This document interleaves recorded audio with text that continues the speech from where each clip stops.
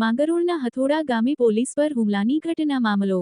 આજે પોલીસે આરોપી સાથે પહોંચી ઘટનાનું રિકન્સ્ટ્રક્શન કરી પંચનામું કર્યું. 26 તારીખે મોડી રાત્રે પોલીસ પર હુમલો કરાયો હતો.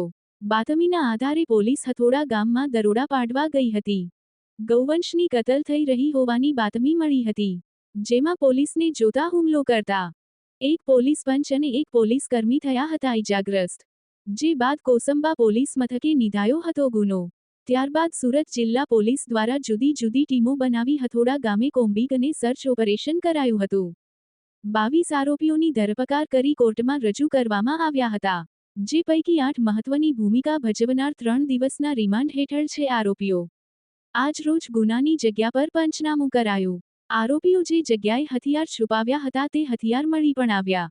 8 લાકડી, 1 લોખંડનો છરો સહિતના 12 જેટલા હથિયારો કબજે કરવામાં આવ્યા હતા. જગદીશ સાટિયા, ન્યૂઝ 14 બારડોલી. ગઈ તારીખ 26/2/2026ના રોજ રાત્રિ પોણા 2 વાગ્યાની અરસામાં કોસંબા પોલીસ સ્ટેશનના પોલીસ ઇન્સ્પેક્ટર છે, એમને એક બાતમી હકીકત મળેલી કે હથોડા ગામની સીમમાં કેટલાક ઇસમો છે એ ગૌ કતલ કરી રહ્યા છે. એ બાતમી આધારે 4 પોલીસ જવાન, 2 જીઆરડી, બાતમીદાર ગૌરક્ષક અને એ ઉપરાંત પંચો સહિત ટીમ ત્યાં રેડ કરવા માટે ગયેલી. અને એ રેડ દરમિયાન કેટલાક ઇસમો છે જે ગૌ કતલ કરી રહ્યા હતા, તેઓએ આજે પોલીસ તથા ગૌરક્ષક ઉપર હુમલો કરેલો અને જીવલેણ હુમલાની અંદર ગૌરક્ષક છે અને માથાની અંદર તીક્ષ્ણ હથિયાર મારેલું. આજે પોલીસ છે એને પણ ગંભીર ઈજા થયેલી.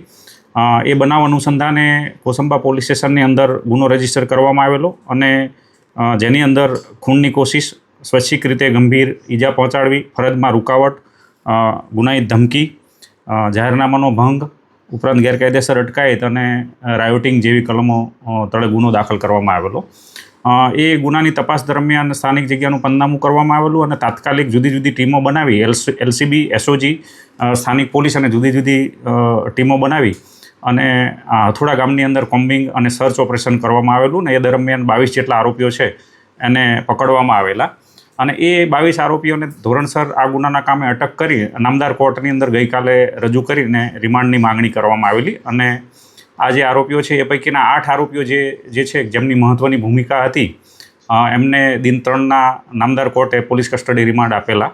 અને આ રિમાન્ડની પ્રોસિજર દરમિયાન પોલીસ કસ્ટડીની અંદર એમની ડિટેલ પૂછપરછ કરવામાં આવેલી અને પૂછપરછ દરમિયાન આ આરોપીઓ છે એમણે એમના જે વેપન્સ જે જગ્યાએ છુપાવેલા હતા અને જે જગ્યાએ આ લોકોએ ગુનાને અંજામ આપેલો હતો એ ગુનાની આજરોજ એનું પંચનામાની વિગતે ડિસ્કવરી પંચનામું કરવામાં આવેલું છે. અને એ ડિસ્કવરી પંચનામા દરમિયાન આ જે આરોપીઓએ જે જગ્યાએ હથિયારો છુપાવેલા હતા એ સામે ચાલીને બતાવતા એ જગ્યાનું પંચનામું કરતાં એ જગ્યા ઉપરથી આજરોજ હથિયારો મળી આવેલા છે. એ હથિયાર પૈકી 8 લાકડી, 1 લોખંડનું ધાર્યું, 2 લોખંડના પાઇપ, 1 લોખંડનો લોહીવાળો છરો અને પાવડી, એમ કુલ 12 થી 13 હથિયારો છે એ મળી આવેલા છે.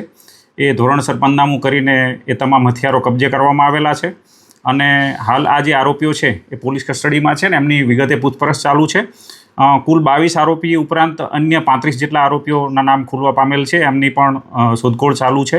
વારંવાર કોમ્બિંગ કરવામાં આવે છે ને એમના જે છુપાવાના જે સ્થળો છે ત્યાં હાલ પોલીસ દ્વારા એમને ધરપકડ કરવાની કાર્યવાહી ચાલુ છે અને હાલ તપાસ જે છે એ કોસંબાના પોલીસ ઇન્સ્પેક્ટર કરી રહેલ છે. આ જે ઝડપાયેલા આરોપીઓ છે એમનો ગુનાહિત ઇતિહાસ છે એ બાબતે તપાસ કરવામાં આવી રહેલી છે અને અમે ઓનલાઈન બી સર્ચ કરીને જોઈશું અને એવો કોઈ ગુનાહિત ઇતિહાસ જણાશે તો એ પણ નામદાર કોર્ટ સમક્ષ રજૂ કરવામાં આવશે. અને જે પકડવાના બાકી છે એ આરોપીઓ અંગે પણ વિગતે તપાસ થઈ રહી છે અને એમનો ગુનાહિત ઇતિહાસ શું છે એ બાબતે પણ તપાસ કરવામાં આવશે.